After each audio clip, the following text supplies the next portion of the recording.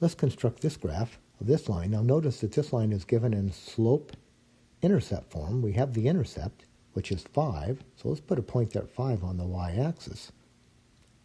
And we have the slope right here, negative 3 over 2.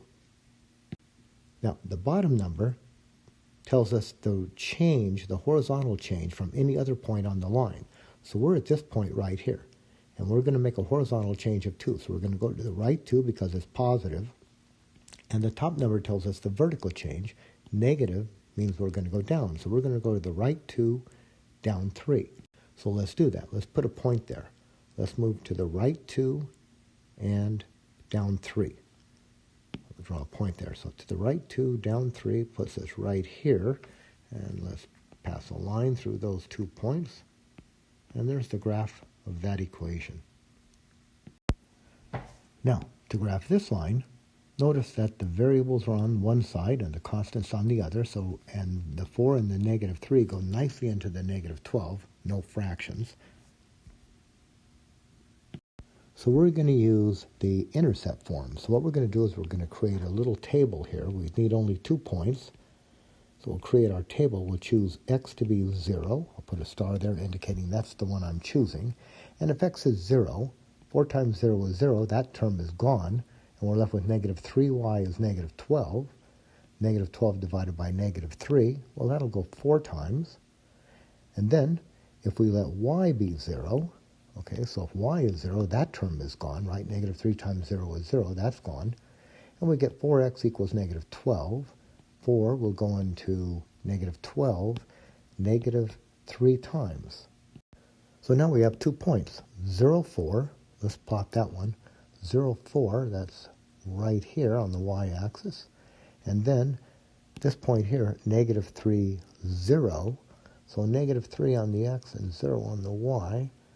Pass a line through these 2 points, and there is the graph of that equation.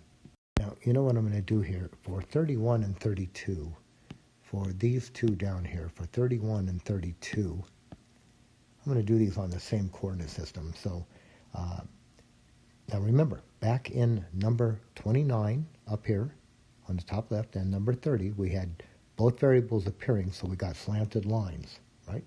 Slanted lines, both variables. But down here in 31 and 32, in 31 we have only one variable, so no slanted line. In 32, only one variable. Now you just got to remember how these are going to go, but they seem reasonable. In 31, y equals 4. So is the line vertical or horizontal? Well, let's do this. Let's put a point at 4 on the y-axis. And what do you think is the most reasonable kind of line to draw here? Should we draw a horizontal line or a vertical line? Well, a vertical line just doesn't feel right? Because it's just the x-axis. So let's draw a horizontal line through 4. And here's why this makes sense. Because no matter where we are on this line, put yourself at any place on this line, what's the y value? The y value is 4 everywhere you go. So y equals 4. Doesn't matter what x is. And the same idea here for number 32, x is negative 5. So let's come over to negative 5 on the x, a little point there. And now we're going to draw a vertical line. And this makes sense because no matter where we are on this line, no matter where you point, what point you choose, no, any point, the x value is negative 5. Now in 33, we want to graph the line that is parallel to this line here, but our line passes through this point. So why don't we just do this? We don't have to, but let's just see if it's going to look reasonable. Let's graph this line here. So I'll do it in yellow here. So to graph this line, it intersects the y-axis at 5. So let's go up and put a point at 5. And then the slope is 2/5. So the bottom number tells us the horizontal change. Top number, the vertical change. So these are positive, so we're going to go over and up. So from this point here, we're going to go to the right 5, up 2. So let's do that. So let's go to the right 5, 1, 2, 3, 4, 5, and up 2. Let's see, did I get that right? 1, 2, 3, 4, 5, and up 2. And there's that line. Let's pass a line through there. It doesn't show up too well, but that's okay. Now, our particular line passes through this point, 3, 0, so x is 3, y is 0, and our line is supposed to be parallel to this line, so I think it's going to look something like this, but let's get it exactly. So our line is parallel to this line, and we know this. Parallel lines have the same slope.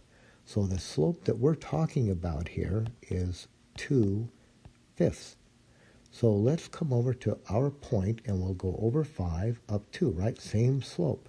So over 5, okay, we're at 3, so over 5 is over to 8, and up 2 is going to be right here. Pass a line through those 2 points. Let me make sure I got that one right here. So this is going to be over 5, 1, 2, 3, 4, 5, and up 2. And there we have it. And it does look like our line is parallel to this line.